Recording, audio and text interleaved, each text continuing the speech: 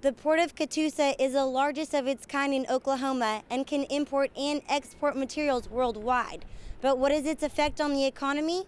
This port employs nearly 4,000 people and brings Oklahoma a whopping $2 million of revenue a day. The Oklahoma group is now accepting applicants, and the club president says they accept students from any major as long as they're driven, well organized, and have a passion for nonprofits and helping their community. Kelsy Speiser, OU Nightly. First dating in person, then online, now by iPhone application? Could this really be the right way to start a relationship? Although the rain made it difficult for city elections today, the student government elections on campus were only slightly impacted. Hundreds of volunteers with a passion for the Renaissance and record-setting attendance has made this medieval fair the second largest in the nation and gives people from around the state a chance to travel back in time. Reporting from Norman, Kelsy Speiser, OU Nightly. What started as an unruly river is now 445 miles of liquid highway that Oklahoma's economic prosperity depends on.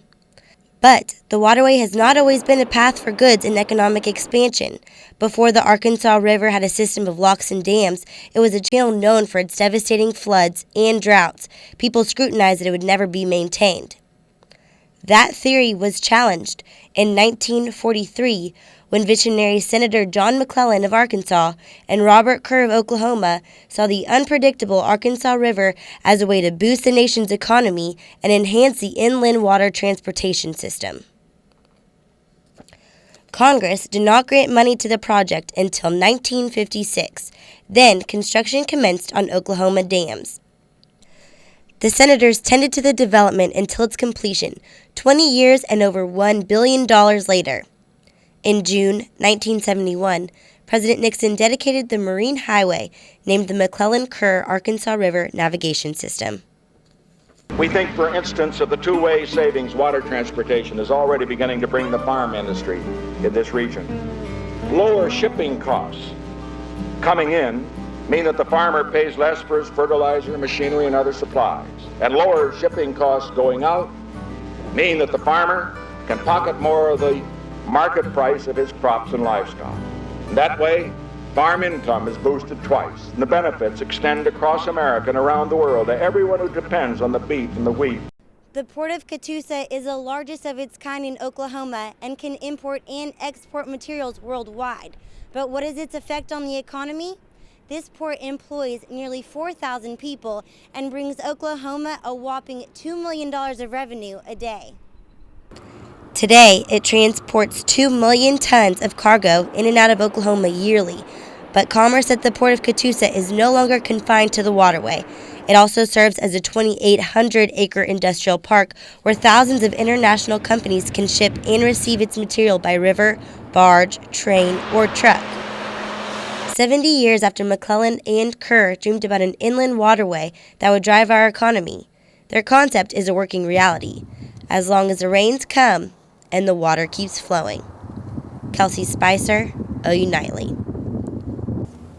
Would you believe it? There's an iPhone app out there that allows you to like someone, and if they like you back, you might just have a match. That app is called Tinder, that's Tinder, and it's taking this campus by storm. The application is basically a matchmaking program that allows you to either like or dislike someone based on their Facebook profile picture. If you like someone else and they like you, you have a match. And from there, you can message that person directly from the app. Tinder also uses your geographic location to find other users that are close by or far away from you.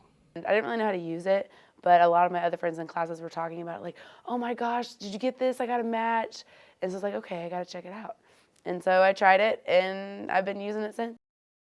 I just think it's a little creepy that you find a guy on an app and you're only looking at their picture. You don't know anything about them besides if they're cute or not. First dating in person, then online, now by iPhone application?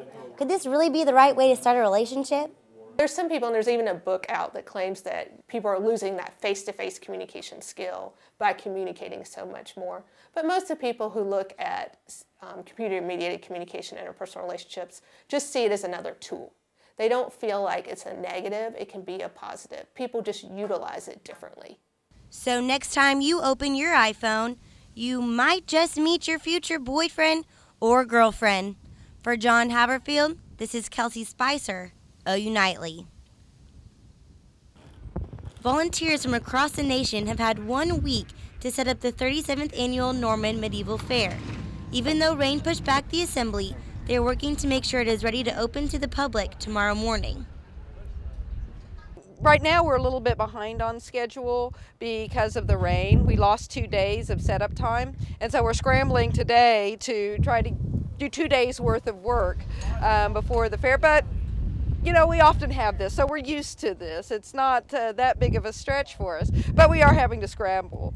These Renaissance enthusiasts, like Dara, work year-round to make sure the largest single weekend event in Oklahoma runs smoothly. Others travel from festival to festival to do their trade of choice across the country. I'll be selling, I have a garment, it's called a chameleon, and it's a poncho, a shirt, a tunic, a cape, sleeping bag, backpack, frisbee, umbrella, kite, 5 dresses, 2 skirts, pants, and shorts. All in one? All in one. Hundreds of volunteers with a passion for the Renaissance and record-setting attendance has made this medieval fair the second largest in the nation and gives people from around the state a chance to travel back in time. Reporting from Norman, Kelsy Speiser, OU Nightly. Thanks, Vanessa. Today, the North Korean Army announced the treaty that ended the Korean War is now void. The end to the 1953 ceasefire agreement is in response to the UN passing tougher sanctions on North Korea after February 12th nuclear test. Since the two sides seem to remain in opposition, it is uncertain whether either will resume hostilities. Despite the opposition from some pilots, flight attendants, and members of Congress, TSA has decided to stick with its decision permitting small knives on planes.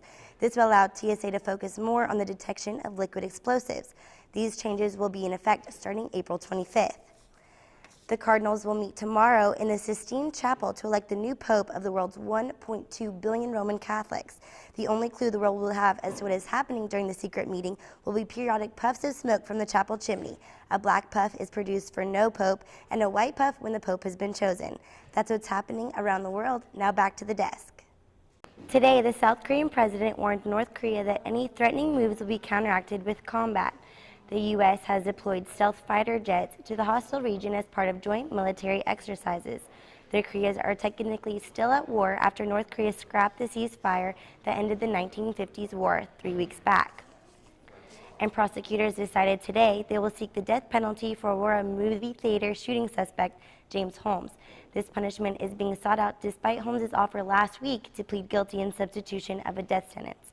The trial is scheduled to begin February 3rd of next year and is expected to last 4 months. Over the weekend, Kaufman County District Attorney Mike McClellan and his wife were fatally shot in their home. The county's assistant prosecutor, Mark Hassey, was killed late January, and it is still unclear if the two are linked. Authorities have decided to implement tighter security on elected officials. That's what's happening around the world. Now back to the desk. That's right, Megan. Like you mentioned earlier, Boston police have confirmed 2 deaths and at least 100 injuries. The victims were transported to local Boston hospitals. The explosions happened 15 seconds apart and were 1 block from each other. Their area was evacuated immediately. Multiple additional bombs have been reportedly found and dismantled by officials. Nearly 27,000 people were running in the Boston Marathon today. Authorities have not said what caused the explosions. Police Commissioner Edward Davis said there are no injuries that he knows of from the JFK blast, the JFK library. It is unsure if the incidents are related, but Commissioner Davis says authorities are treating them as if they are. Boston officials will hold their next press conference at 6 o'clock. That's right, Megan. Margaret Thatcher retired from the public life after a stroke in 2002. She reportedly had many strokes since then, including one today that caused her death. Thatcher served as a first and only woman prime minister from 1979 to 1990 and was known as the Iron Lady for her personal and political toughness. Thatcher and President Ronald Reagan had a close friendship, and along with Mikhail Gorbachev, the three of them oversaw monumental changes as the Cold War ended and a new era emerged at the end of the 20th century. She was 87 years old. A car bomb exploded in Damascus today, killing 15 and injuring dozens more. The blast took place in the largest public square. However, there is no word on who caused the explosion. Syria has been struggling with civil war since 2011. One of the original members of the Mickey Mouse Club died today.